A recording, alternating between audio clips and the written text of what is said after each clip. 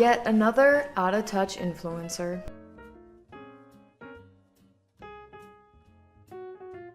Now, you all may remember we talked about Jaclyn Hill not that long ago, it feels like. She has been in a number of scandals. However, Jaclyn is one of the OG beauty influencers on YouTube. I believe she worked at Sephora or a MAC store, so she was very good at makeup and she would do tutorials on YouTube. Now, these tutorials honestly were the foundation for a lot of girls' makeup experience and knowledge. Makeup.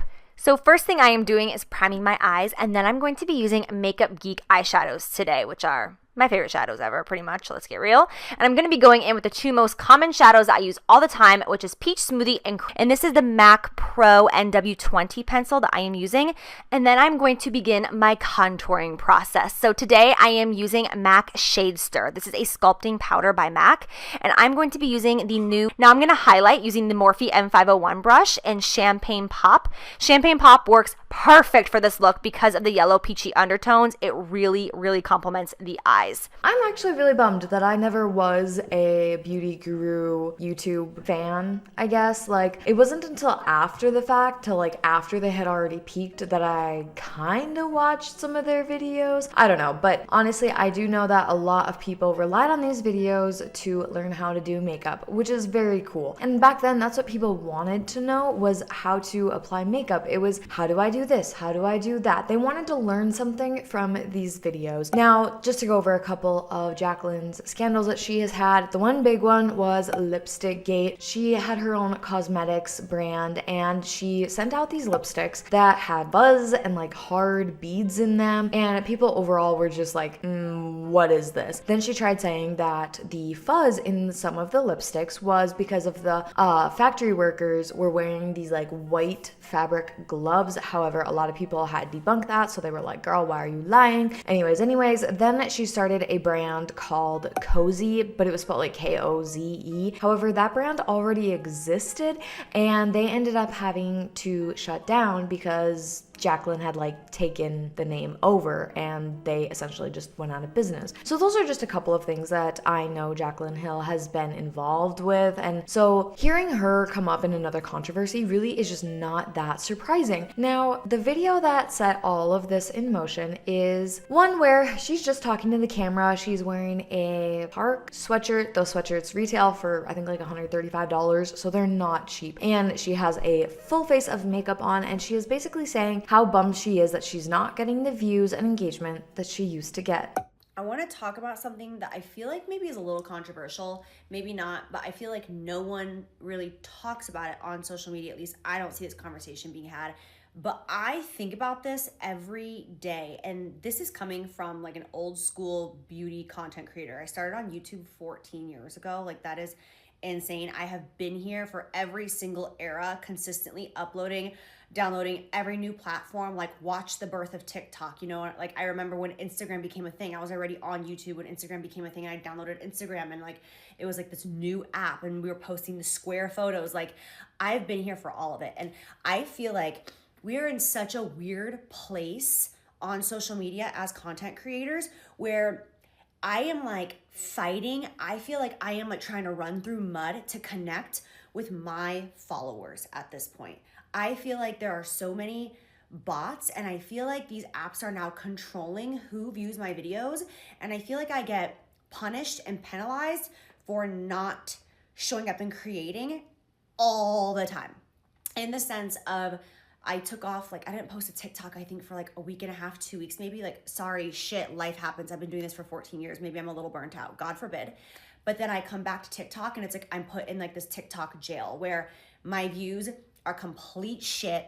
No one is seeing, like, it's one thing if my engagement is shit, meaning like maybe my views are high, but my comments are low and the likes are low. It's like, okay, so my audience wasn't feeling the vibes of this video. That's fine. But I'm talking like when you have 1 million followers, but your videos are only getting 30,000 views, this is just not the way it used to be. Like when I started, it was so organic. Like you subscribed to the people that you liked, you opened up those apps, or you got a notification on your phone saying so-and-so just posted a video, you go, you engage with it. And like, it was that simple.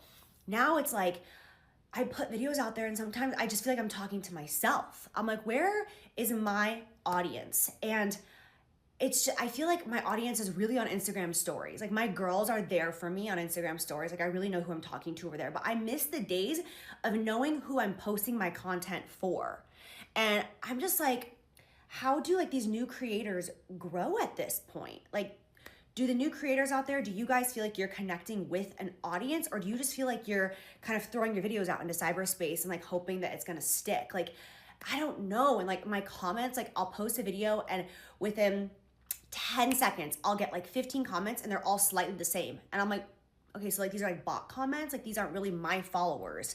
Like, I don't care about that. I'm at the point in my life and in my career where like I only want to post for my girls. Like, the ones that I've built this relationship and this trust with, but like TikTok isn't even showing my stuff to those people. So I'm like, I don't know. It's like these apps control who sees our stuff, and like the audience that we worked hard to build isn't even ours. It's owned by these apps, and we just have to like hope and pray that after posting our content, these apps are going to choose to show our content to our audience who chose to follow us in the first place.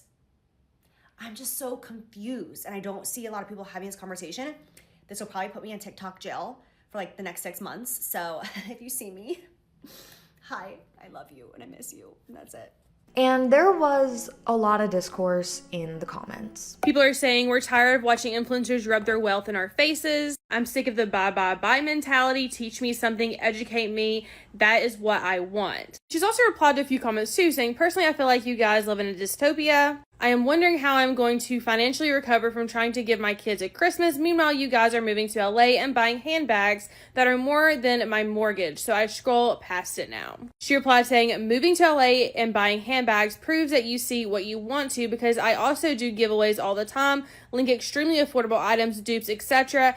on the daily basis. Someone also said, not her saying, where are my girls? The girls answering and her disagreeing and deleting comments. And she says, I've not deleted one comment, I swear. And then there's several people that call out her sweatshirt. Because I was like, there's no way this sweatshirt is $130. Yes, indeed, this sweatshirt is $135. Are these influencers getting out of touch, or are they still relatable? And are these the people that we still want to watch? Some users even tried to pinpoint the exact moment that they were sort of like, Jaclyn, you're not relatable anymore. My name is Jaclyn, and I am a Stanley-aholic.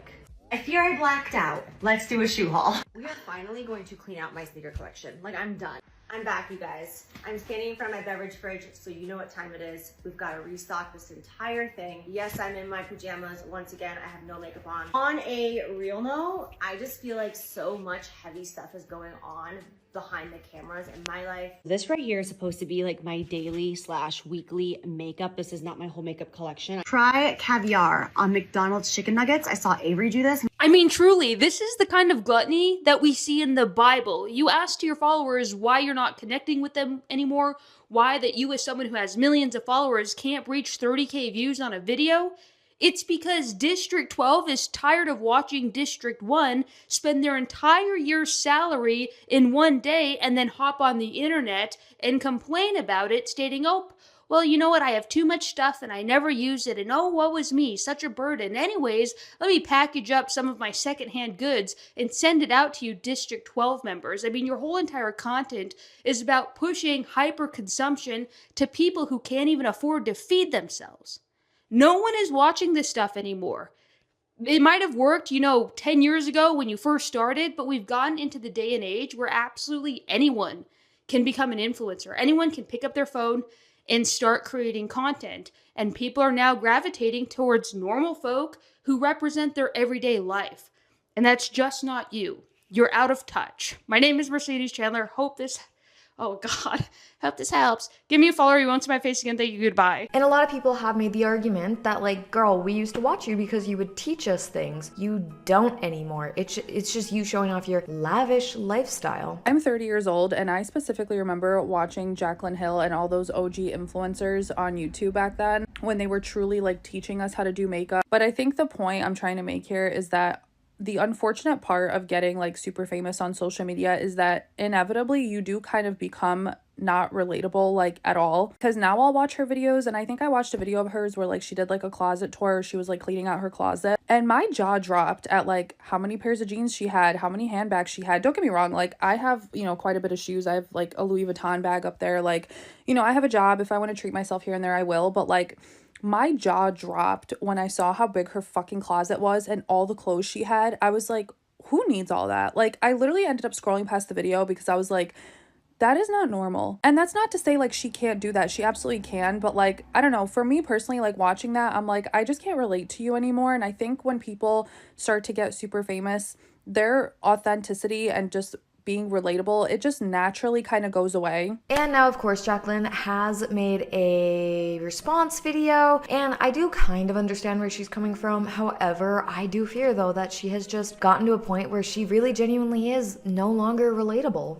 Hi, so I posted a TikTok yesterday, and in this TikTok, I was talking about just being a content creator for the last 14 years and how I've watched these apps just change, and how I really feel like TikTok specifically like punishes you for not posting. And then like if you don't post a video for a week or two, they put you like in TikTok jail, is like what I consider it, and they don't show your content to your audience. And the comment section has taken such a turn, and I'm listening. Like I've been laying here in bed for the last 30 minutes reading these comments, because when I first posted the video yesterday, the comment section kind of went a different direction, and at first I was like, wait, no, that's not what I'm talking about. Like, I'm not talking about like my content, I'm talking about the app. But now there's like, I think 2,000 comments, and I'm like, okay, my ears are open, I'm listening, I'm reading your comments. You guys are saying that like you're sick of the influencer era, you're sick of the shit, you're sick of the luxury. And so my question to you guys is like, what is it that you want to see? Like, I started this 14 years ago when I was literally on food stamps, broke as hell. I had no clue that you could make a dime doing social media. I genuinely started it for the love of it. I just loved beauty, I loved talking beauty, I loved recommendations, I loved teaching beauty, I just loved the community with other women. Like, I worked at MAC Cosmetics at the time, and I freaking loved my job. I loved it. I still have dreams that I work at MAC. Like, I loved it. I love just like talking about beauty products with other people. I love it. Anyways, with that being said, like, the only reason I'm still here is because of you guys, because of the community. If you're not enjoying what you're seeing, I 100% want to know. I want to shift gears 100%. So my ears are open. I would love to hear what you guys want to see from me specifically. That's the only point in this for me. You know, like, I just want to have fun with you guys, and that's it. So like, please let me, it looks like I have a mullet right now, let me and my mullet know what it is that you want to see from us, because that's all that really matters. You know what I mean? So what do you think about this whole situation? Is Jaclyn at a point now where she is no longer relatable? Do you enjoy seeing her lavish lifestyle? What are your thoughts and feelings on this entire situation? Because that is the controversy as it stands at the moment. If there are any other updates, I will try to either put them in this video, or I'll have to do a follow-up. If that's something that you all are interested in, please let me know down in the comments. As well, please give this video a thumbs up, because that really helps boost it out to the algorithm. And if you wouldn't mind subscribing to my channel, that would be fantastic, because I am still under 10,000 subscribers, and 10K is my biggest goal so far to date, and I am like 30 subscribers away, I think. So thank you all so much for that. And even if you don't subscribe, thanks for watching my video, because genuinely that is step one, and I think the biggest step in helping support me. So thank you so much for that, and I will see you all in my next video. Bye guys.